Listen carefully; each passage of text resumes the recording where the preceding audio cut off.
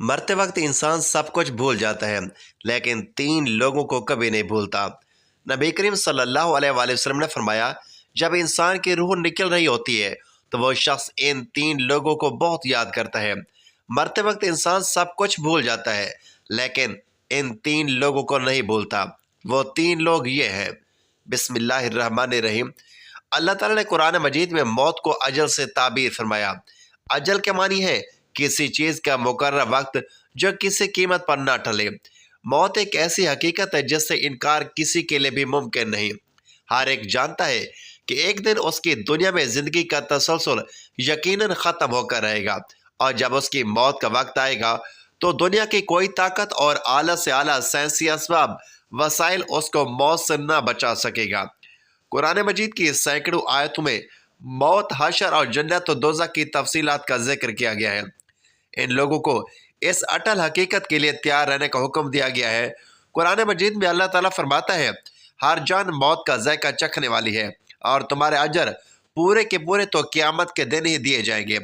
بس جو کوئی دوزخ سے بچا لیا گیا اور جنت میں داخل کر دیا گیا، وہی لوگ کامیاب ہو گئے۔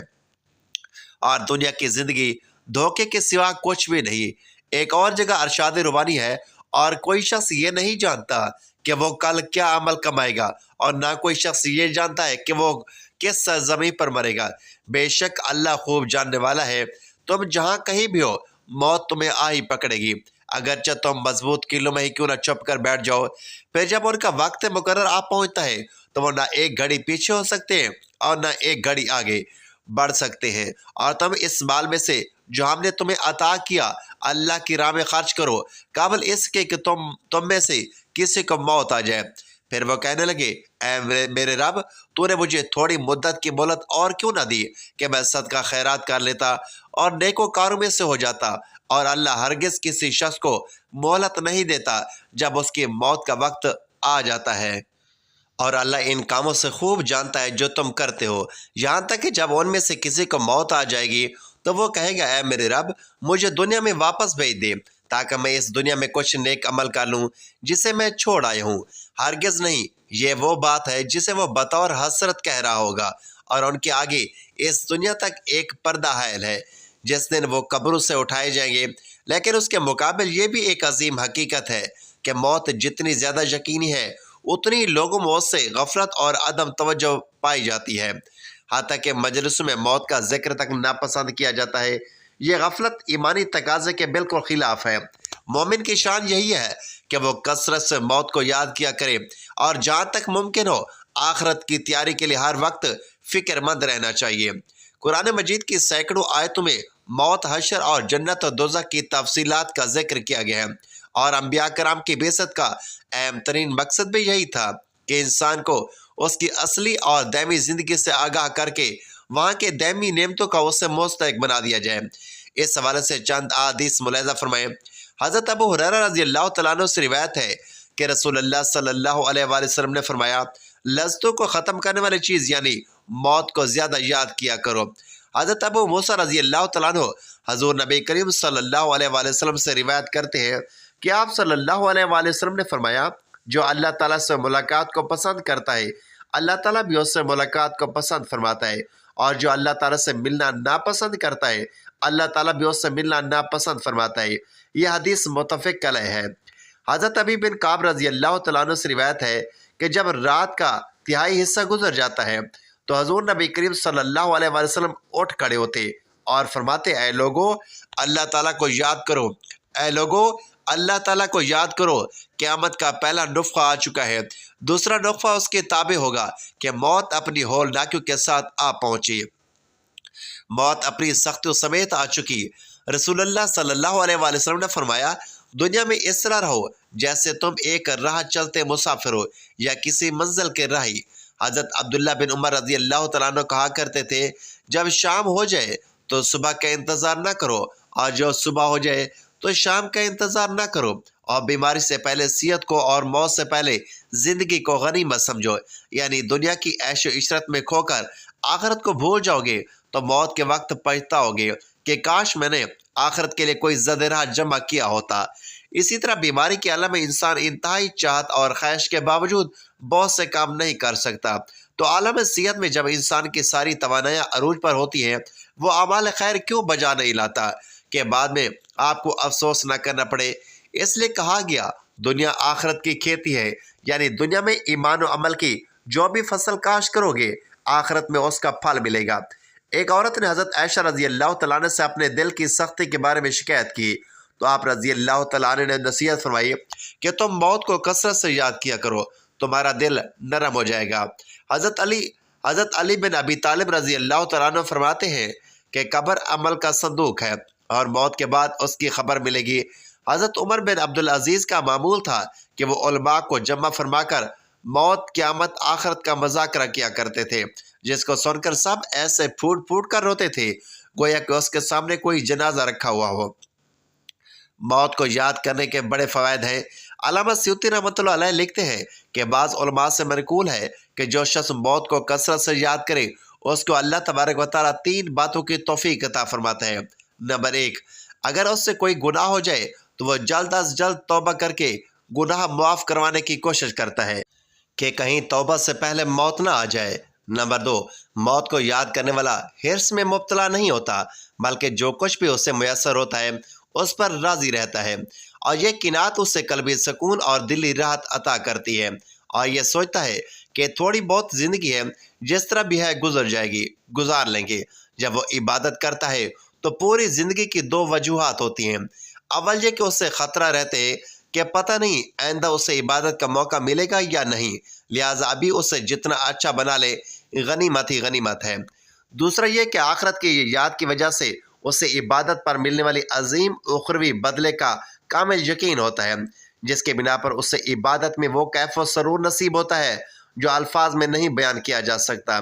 ایک عربی شاعر کہتا ہے کہ میرے دوست، دنیا کے آرام اور راحت سے دھوکے میں مت پڑ جانا، اس لیے کہ عمر ختم ہو جائے گی اور عیش جاتی رہے گی۔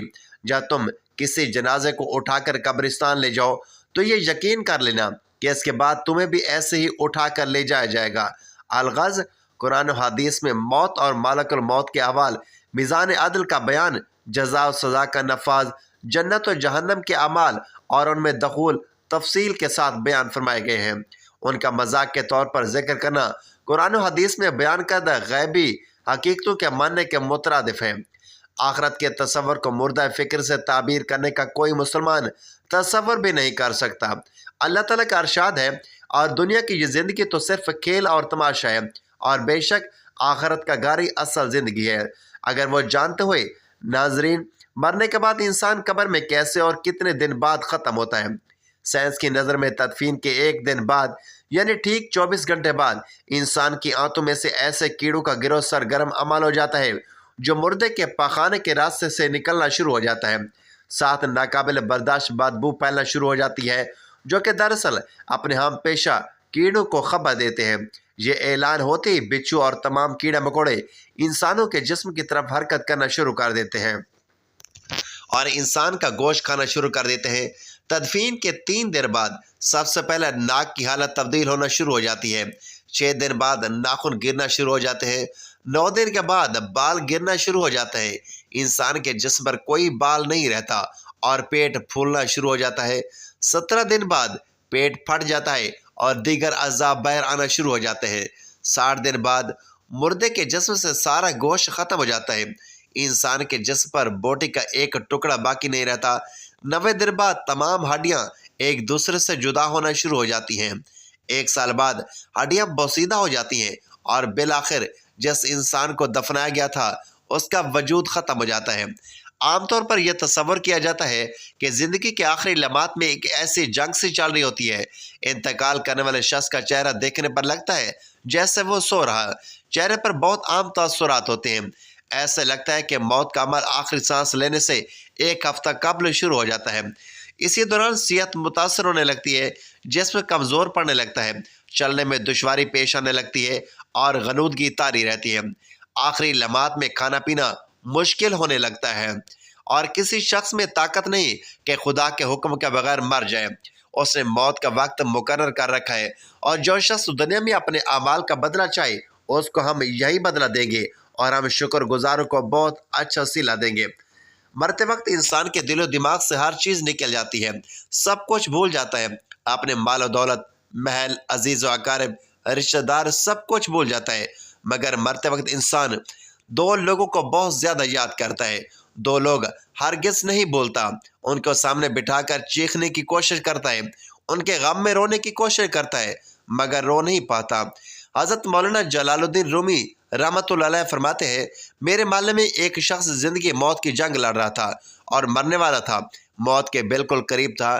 لوگ میرے پاس آئے اور بولے، حضرت ہمارا ایک شخص مرنے والا ہے، آپ آئیں انہیں کلمہ پڑھنے کی تلقین کریں، قرآن پڑھنے کی تلقین کریں۔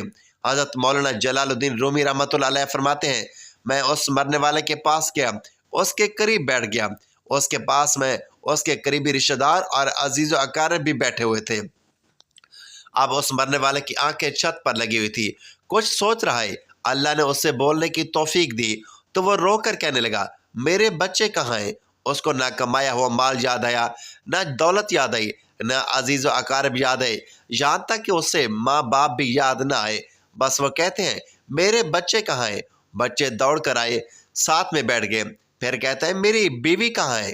بیوی دوڑ کر آئی اور وہ ساتھ بیٹھ گئی۔ اب کہتا ہے، تجھے دیکھ کے میرا دل رو رہا ہے، سوچ رہا ہوں کہ میرے مر جانے کے بعد میرے بچوں کا کیا بنے گا۔ انسان جب مرتے وقت بچوں کو دیکھتا ہے، اللہ تعالیٰ جب اسے دیکھنے کی توفیق دیتا ہے، ہمت دیتا ہے، جب آخری بار بچوں کو دیکھتا ہے تو وہ یہ بھول جاتا ہے کہ میرے مرنے کے بعد میرا کیا بنے گا، بلکہ یہ سوچتا ہے کہ میرے مرنے کے بعد میری اولاد کا کیا بنے گا، میرے مرنے کے بعد پتہ نہیں میرے ان بچوں کا میری طرح کوئی خیال بھی رکھے گا یا نہیں۔ اس کی آنکھیں رو رہی ہیں۔ بیوی کو نصیحت کرنے لگا کہ میں تو دنیا چھوڑ کے جا رہا ہوں، مجھ پہ ایک احسان کیجیے گا، میرے ان بچوں کو قرآن مجید کی تعلیم لازمی دیجیے گا۔ ان کے منہ سے نکلا اللہ کا نام میری قبر کو روشن کر دے گا، مجھے جہنم کی آگ سے اللہ کے عذاب سے دور کر دے گا۔ ان کو دین کی تعلیم لازمی دینا۔ ایک دفعہ حضرت سیدنا موسیٰ علیہ السلام کا ایک قبرستان سے گزر ہوا۔ آپ علیہ السلام کا ایک قبرستان سے گزر ہوا۔ آپ نے دیکھا کہ قبرستان کی ایک قبر کے اندر مردے کو دردناک عذاب دیا جا رہا ہے۔ مردہ عذاب میں مبتلا ہے، اس کی قبر جہنم کے گڑھوں میں سے ایک گڑھا بنی ہوئی ہے۔ مردہ عذاب میں مبتلا چیخ و پکار کر رہا ہے۔ حضرت سیدنا موسیٰ علیہ السلام کے آگے چلے گئے۔ کام کرنے کے بعد جب واپس آئے، جب اسی راستے سے گزر ہوا تو آپ نے دیکھا وہی جہنم میں جلنے والا شخص جسے قبر میں عذاب دیا جا رہا تھا، اب وہ شخص جنت میں ٹہل رہا ہے۔ اس کی قبر جنت کا باغ بنی ہوئی ہے۔ آپ علیہ السلام نے دونوں ہاتھ اٹھائے، عرض کی، اے اللہ، اے میرے مالک، تھوڑی دیر پہلے میں یہاں سے گزر رہا تھا، یہی قبر جہنم کے گڑھوں میں سے ایک گڑھا بنی ہوئی تھی، تھوڑی دیر میں یہ جنت کے باغوں میں سے ایک باغ کیسے بن گئی؟ اللہ نے فرمایا، موسیٰ، یہ شخص جب مرا تھا، مرنے سے پہلے اپنی بیوی کو حاملہ چھوڑ کے مرا تھا۔ بیوی کا ایک بیٹا پیدا ہوا، بچہ آج تھوڑا سا بڑا ہوا، اس کی بیوی نے بچے کو مسجد میں بھیجا، معلم صاحب نے اس کے بچے کو بسم اللہ الرحمن الرحیم پڑھائی۔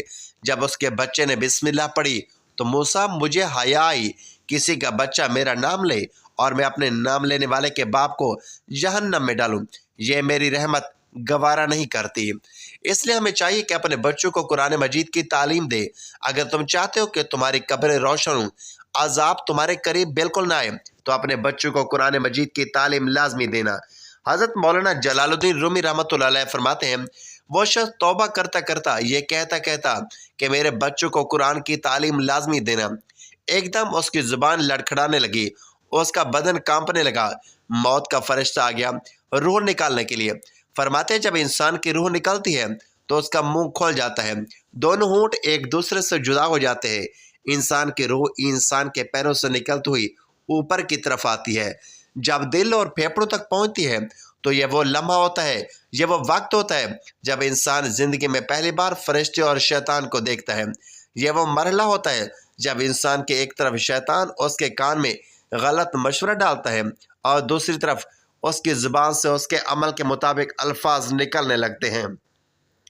اگر انسان نیک ہوتا ہے، نمازی ہوتا ہے، عبادت گزار ہوتا ہے، تو پھر اس کا دماغ اس کی زبان کو کلمہ پڑھنے کی تلقین کرتا ہے، درود پڑھنے کی تلقین کرتا ہے، اور اگر انسان نیک نہیں ہوتا تو پھر اس کا جو دماغ ہوتا ہے وہ عجیب سی ہیبت کا شکار ہو جاتا ہے اور انسان شیطان کے مشورے کو قبول کر بیٹھتا ہے۔ جب انسان شیطان کے مشورے کو قبول کر بیٹھتا ہے تو پھر کوشش کرتا ہے کلمہ پڑھنے کی، لیکن کلمہ نہیں پڑھ سکتا۔ ناظرین، آج ہماری آنکھیں کھلی ہیں، آج ہماری سانسیں چل رہی ہیں۔ اس سے پہلے کہ یہ وقت گزر جائے، یہ زندگی کے لمحے میری اور آپ کے لیے غنیمت ہیں۔ آخرت کے لیے کچھ ایک اچھا کر لے، مرنے سے پہلے قبر کی روشنی بنا لو۔ معلوم نہیں پھر فرصت ملے یا نہ ملے، معلوم نہیں پھر یہ زندگی کے لمحے ملیں یا نہ ملیں۔ تو ناظرین، غرور، تکبر، لالچ، گھمنڈ، دشمنی، حسد، بغض، لالچ، عزت، وقار، نام، عہدہ، بادشاہی، یہ سب کہاں جاتا ہے؟ سب کچھ خاک میں مل جاتا ہے۔ انسان کی حیثیت ہی کیا ہے؟ مٹی سے بنا، پھر مٹی میں دفن ہو کر مٹی ہو جاتا ہے۔ 5 یا 6 فٹ کا انسان قبر میں جا کر بے نام و نشان ہو جاتا ہے۔ دنیا میں اکڑ کر چلنے والا، اپنے آپ کو طاقتور سمجھنے والا، دنیا پر حکومت کرنے والا، قبر میں آتے ہی اس کی حیثیت صرف مٹی رہ جاتی ہے۔ لہذا انسان کو اپنی ابدی اور ہمیشہ کی زندگی کو خوبصورت اور پرسکون بنانے کے لیے ہر لمحہ فکر کرنی چاہیے، اللہ کو یاد کرنا چاہیے، ہر نیک عمل اور عبادت میں اخلاص پیدا کرنا چاہیے اور خاتمہ بالخیر کی دعا کرنی چاہیے۔ مرتے وقت انسان سب کچھ بھول جاتا ہے، لیکن ایسی 2 ہستیاں ہیں جسے انسان مرتے وقت ہرگز نہیں بھولتا۔ انسانی جسم لافانی نہیں ہے، یہ زمین پر ایک مدت سے زیادہ زندہ نہیں رہ سکتا۔ عام طور پر جسم زمین پر کئی رنگ بدلتا ہے، بچپن سے جوانی، جوانی سے بڑھاپا۔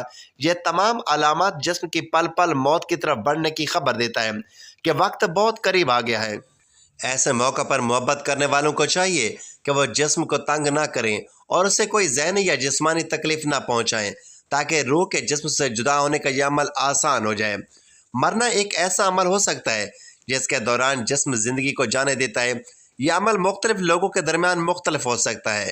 جب لوگ مر رہے ہوتے ہیں تو جسم کا نظام ایسا کام کرتا ہے، دل کی دھڑکن ہلکی ہو جاتی ہے اور دوران خون کے کم ہو جانے کی وجہ سے دماغ اور باقی اعضاء کو کم آکسیجن ملتی ہے، جس کی وجہ سے دماغ صحیح طور پر کام نہیں کر پاتا۔ اس کے علاوہ مرنے والے شخص کی سوچنے اور سمجھنے کی صلاحیت ختم ہو جاتی ہے۔ اگر آپ نے موت کو گلے لگاتے کسی شخص کو کبھی دیکھا ہو تو آپ نے بھی غور کیا ہوگا کہ ایسا لگتا ہے جیسے اچانک اس کے چہرے پر سکون آ گیا ہو، لیکن اس دوران آخر اس کے دماغ میں کیا کچھ چل رہا ہوتا ہے؟ انتقال کرنے والے شخص کا چہرہ دیکھ کر یوں لگتا ہے جیسے وہ سو رہا ہو۔ چہرے پر بہت عام تاثرات ہوتے ہیں۔ میرے ایک رشتہ دار انتقال کے قریب بہت تکلیف میں تھے، لیکن مرنے کے بعد ان کا چہرہ چمک رہا تھا اور اچانک ایسے لگنے لگا جیسے وہ بہت خوش ہو۔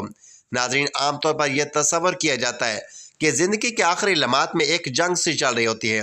انتقال کرنے والے شخص کا چہرہ دیکھ کر یوں لگتا ہے جیسے وہ سو رہا ہو۔ چہرے پر بہت عام تاثرات ہوتے ہیں۔ ایسے لگتا ہے کہ موت کا عمل آخری سانس لینے سے 1 ہفتہ قبل شروع ہو جاتا ہے۔ اس دوران صحت متاثر ہونے لگتی ہے، جسم کمزور پڑنے لگتا ہے، چلنے میں دشواری پیش آنے لگتی ہے اور غنودگی طاری رہتی ہے۔ آخری لمحات میں کھانا پینا مشکل ہونے لگتا ہے اور کسی شخص میں طاقت نہیں کہ وہ خدا کے حکم کے بغیر مر جائے۔ اس نے موت کا وقت مقرر کر کے لکھ رکھا ہے، اور جو شخص دنیا میں اپنے اعمال کا بدلہ چاہے اس کو ہم یہی بدلہ دیں گے، اور جو آخرت میں طالب ثواب ہو اس کو وہاں اجر عطا کریں گے، اور ہم شکر گزاروں کو عن قریب بہت اچھا صلہ دیں گے۔ مرتے وقت انسان کے دل و دماغ میں یہ چیز نکل جاتی ہے، سب کچھ بھول جاتا ہے، اپنا مال و دولت، محل، عزیز و اقارب، رشتہ دار، سب کچھ بھول جاتا ہے۔ مگر مرتے وقت انسان 2 لوگوں کو بہت زیادہ یاد کرتا ہے۔ وہ 2 لوگوں کو ہرگز نہیں بھولتا، ان کو سامنے بٹھا کر چیخنے کی کوشش کرتا ہے، ان کے غم میں رونے کی کوشش کرتا ہے، مگر وہ نہیں رو پاتا۔ انسان جب مرتے وقت بچوں کو دیکھتا ہے، اللہ تعالیٰ جب اسے دیکھنے کی توفیق دیتا ہے، ہمت دیتا ہے، جب آخری بار بچوں کو دیکھتا ہے تو وہ یہ بھول جاتا ہے کہ میرے مرنے کے بعد میرا کیا بنے گا۔ یہ سوچتا ہے کہ میرے مرنے کے بعد میری اولاد کا کیا ہوا، میرے مرنے کے بعد پتہ نہیں میرے ان بچوں کا، میری بیوی کا کوئی خیال بھی رکھے گا یا نہیں۔ اس کی آنکھیں رو رہی ہیں۔ بیوی کو نصیحت کرنے لگا، میں تو دنیا چھوڑ کے جا رہا ہوں، مجھ پہ ایک احسان کیجیے گا، میرے ان بچوں کو قرآن مجید کی تعلیم لازمی دیجیے گا۔ ان کے منہ سے نکلا اللہ کا نام میری قبر کو روشن کر دے گا، مجھے جہنم کی آگ سے، اللہ کے عذاب سے دور کر دے گا۔ ان کو دین کی تعلیم ضرور دینا۔ محترم ناظرین، اللہ پاک سے دعا ہے کہ اللہ پاک ہم سب کو نیک عمل کرنے کی توفیق عطا فرمائے، میرا سنانا اور آپ کا سننا اپنی پاک بارگاہ الہی میں قبول و منظور فرمائے اور ہمارا خاتمہ ایمان پر فرمائے، آمین یا رب العالمین۔